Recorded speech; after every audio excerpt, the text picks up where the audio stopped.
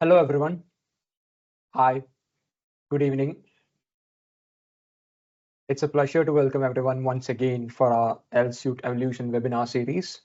I hope that everybody is having a very good time and you're all using our software for the most productive and efficient purpose as far as we know of.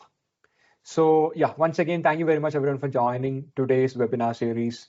I'm sure that everybody is excited to know more about what we bought in this week in terms of our releases and like eager to know about it. That's the reason why you're here, right?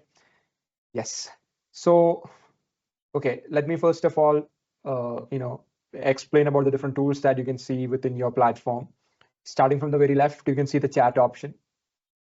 You can write down whatever doubts or in between while I'm explaining all the kinds of improvements that we have brought in. If you want to write down your opinions or perspectives or anything like that, you can use the chat option. Then you have the Q&A part where you can directly ask me questions regarding specific features or any general features related to EalSuite. And then you have the raise hand option. You can raise the hand, I'll get the notification, and then I'll give you the permission to unmute yourself, and we will have a verbal communication on that. You can also utilize the reaction button as well. All right, so I can see familiar faces a lot and one or two new faces as well. So thank you very much for joining. It's a pleasure to have everyone here. Each and every week, I can see the count increasing, not a lot in terms of margin, but I can see still the count being increased at the very end also. So I want all of you to stay back and stay behind till the very end of the webinar to be completed, so that you will be getting each and every bit of detail that I'll be explaining here today. All right, let me just give you a few more seconds for everyone to settle down, and then we'll get started.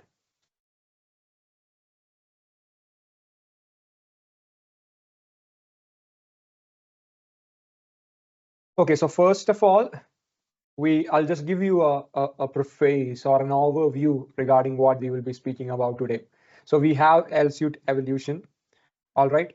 So let me just share my screen right now.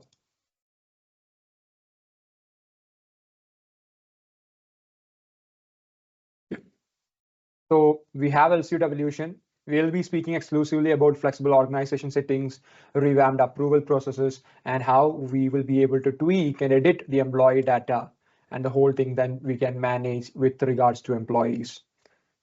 Okay, so we will first of all concentrate on our release notes. In this particular webinar, we will be speaking about the releases that we had on 13th of July 2024. So we have feature updates starting from Streamlined employee data management. So we introduced a new inline editing feature for employee data. We'll take a closer look into that, which makes updates much more quicker and much more intuitive. Additionally, a specific inline edit privilege can now also be set, providing controlled access to this feature and ensuring data integrity. Then, when it comes to enhancements, we have two enhancements. The first one is revamped approval process interface. So we can experience a newly implemented user interface for the approval process, which is designed for clarity and ease of use, enhancing your workflow efficiency. And then we have flexible organization settings. You can now update the branch code directly in the organization settings, offering more flexibility in managing multiple branches and simplifying administrative processes. And finally, the issues that we have resolved. The fixed expense and deposit smart views filtering. So we have resolved an issue that previously prevented filtering by category in the expense and deposit list. And the functionality is now fully operational, allowing for more precise and useful reporting. Okay, so we will be speaking first of all about our feature update, then into our enhancement, and then finally into our resolved issue. So I hope that everybody settled in quite nicely, and we can start with our first feature update. Streamlined employee data management, where we have brought in a new inline editing feature. So as you all know that we have a human resource management module up in our sleeve, and we'll be able to enter all employer related data into this particular form or into this particular module. So here we can see that we have a bunch of employees or employee details already created. We can go into a specific employee. So imagine an employee is created, and once the creation is done, you're taken into the view page here. Now, till date, there were different methods to edit the data from this page. And the first and the foremost one was, so click on edit, and this will take into an edit page or into a form which provides us the details to edit the data of employees. We can make the edits here, like from single to married, or from an Android developer to an Android researcher. And if you want to make changes to any of the fields, you will be able to do so, and you can click on submit. It will again take us into the smart view. Now, next method, the basic information and the snapshot area editing. So you can click on edit here, and you can bring in more and more fields. Like if I don't want status to be here, but if I want gender to be here, and if I want to drag and drop it in different areas, I can do it. So here what happens, under basic information, gender, the field gender has been added. The same thing works out for snapshot as well, right? So we are taking this to the very next layer. We have inline editing functionality.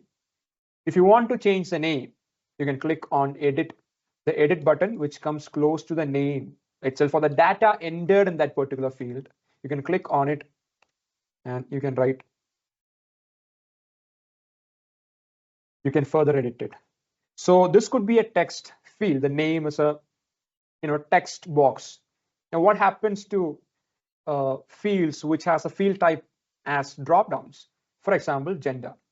I can click on the data entered here, that which is female, click on it, and it will show you the drop down again. You can change it from there, right? The same thing happens for phone number, because it's a number field. If you want to change it, you can do that as well. This happens for URLs or emails. The same thing happens. So in such a way, you will be able to edit whichever kind of fields in an inline editing manner. So this is a new change. See, when it comes to an employee view page, now we can make 3 different kinds of edit. First of all, the data edit can be done by clicking on the edit button on the top right. Then the basic information and snapshot fields can be customized by editing on this edit button, and you can add new groups, right? Add group. But there are some limitations to this one in terms of numbers only. All right. And next we have the inline editing. Now the inline editing has been introduced directly to full administrators. Any full administrator will be able to inline edit. No special permission is to be needed. But what's the case of sub users? That's the next question.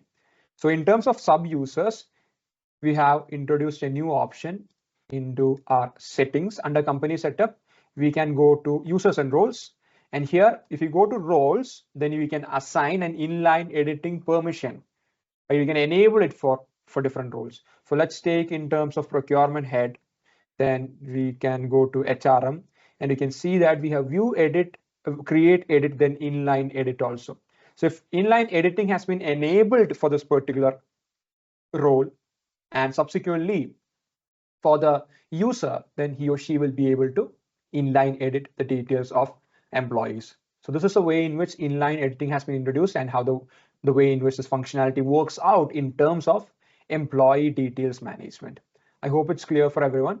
If you're having any doubts, you can ask me now.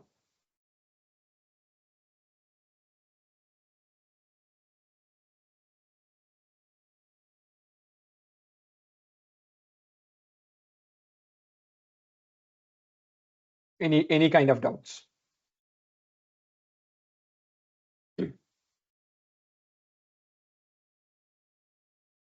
Okay, I have a question here. Is inline editing also available for basic information or the top groups? Okay, so the answer to that question is that the basic information or the snapshot, everything is created in such a way that you can maybe change the name of snapshot to something else, like joining details, just like this. If I submit, this changes from snapshot to details. So let me just break it down step by step. If you want to change the name of this one, then you can go directly here. Then if you want to change the name of, change the, the field name, like created at or personal email. These are all default names, right? You won't be able to change that. Next, the data entered into all of this, like designation.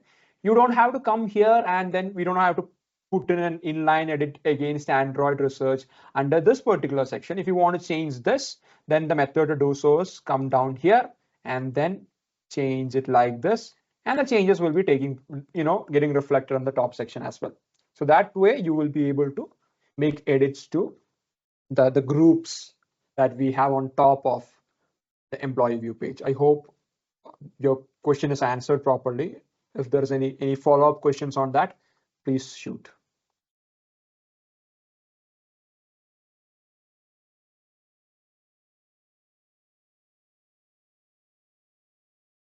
Nothing, I guess. Is everything clear? Yes. All right. So our feature update is completed in terms of inline editing.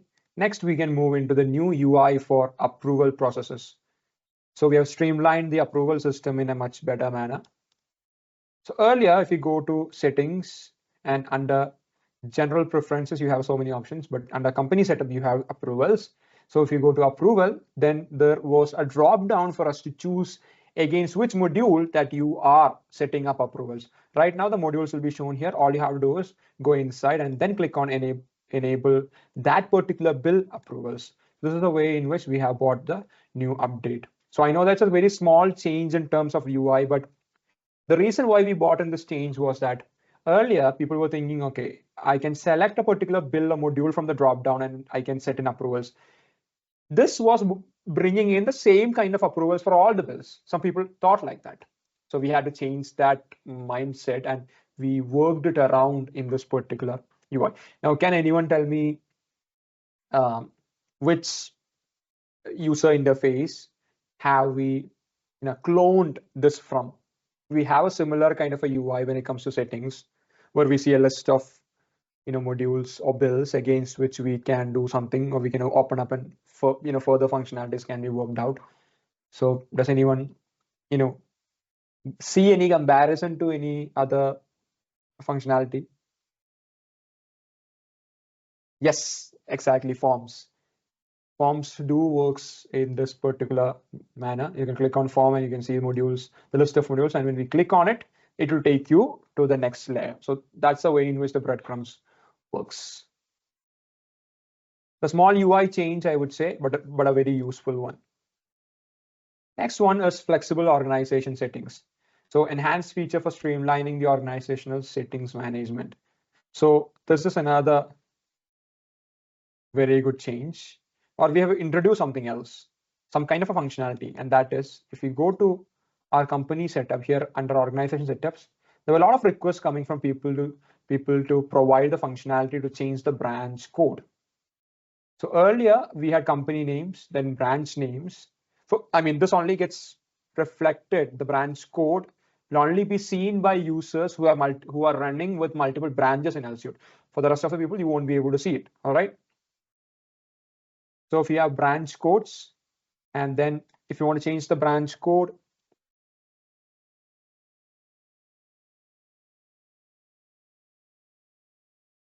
just like this, then it will be saved. And you can see the branch code has been changed. So this way, even your master branch code or your sub branches code can be changed.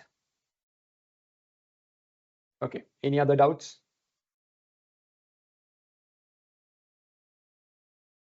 No, this can only be changed from organization settings. You can't go into branch settings or something like that and change the code.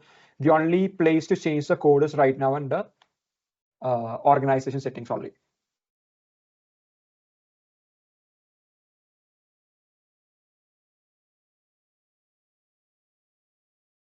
All right. Next, we will be speaking about our bug that we have fixed. So addressing challenges in terms of expenses and deposit filtering. So previously there was a limitation when it comes to expense and deposit filterings, especially when we are choosing the field category. So what was it? It was if you're coming into accounting module and select transaction submodule. Under expense and deposit, I mean, if you're creating an expense or deposit, you can always mark it into a category, right? The category is also very important. So here, let me just give you, I mean, the issue was like persisting under permanent filtering as well as in temporary filters. So if I was just choosing like category is loading and unloading expenses, then electricity expenses, freight, something like this. And if I was filtering, this filtering process was not working. And it was specifically for adding filter when the field was chosen as category. For the rest of the filtering, there was no issue with respect to smart view or anything like that. It was specifically into category. So we have fixed it. So it's working fine right now. And the same can be observed under, it's not empty. You'll get the same thing itself, decoration income and freight charges income, category results, that's it. But it's working. It was not working earlier. So that bug has been fixed. All right. So I would say that for this week, we only had 4 of these to speak about. It's very short, right? It's very short this week. It's very precise, but there are a lot of things coming. The change which we have brought in against employee data or employee data management is really crucial because we have brought in an inline editing functionality. Now we'll be spreading this. Imagine spreading this inline editing functionality to all of your records. You don't have to necessarily go into the edit page, then edit it, then click on submit. Nothing like that. You don't have to open the whole form, see the whole details of the invoice, and you don't have to make mistakes like that. You only have to provide inline editing. You don't have to provide editing the entire document so that the users, the sub-users won't be making any mistakes. That's a very huge change. So if you're having any kind of doubts or anything that you want to ask me, then you can ask me now.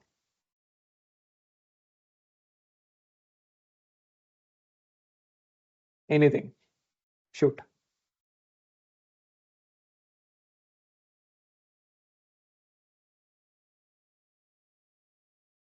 No doubts from anyone. All right. I knew that this was going to be a very short session this time around because we were all having one feature update and then 2 enhancement and resolved issue, but we will be bringing in more for next week. We already have something really amazing planned out for next week as well. So as always, thank you very much everyone for attending today's webinar, and look into our documentation portal so you can get each and every bit of detail regarding what are the new releases and how this can be worked out. You can go through our YouTube channels and get the recordings. All right. And then you can go through all the details once again and get a better understanding at your own time. You can reach out directly to our support team or into your service partner support team to get more knowledge on this. And we're always here to help as well. So if you're coming across any doubts or any queries or any issues that you're facing, please reach out to us quickly so we can get it resolved immediately. All right. So we'll meet again next week with a lot of new updates coming in. Thank you very much everyone for joining. Take care and bye.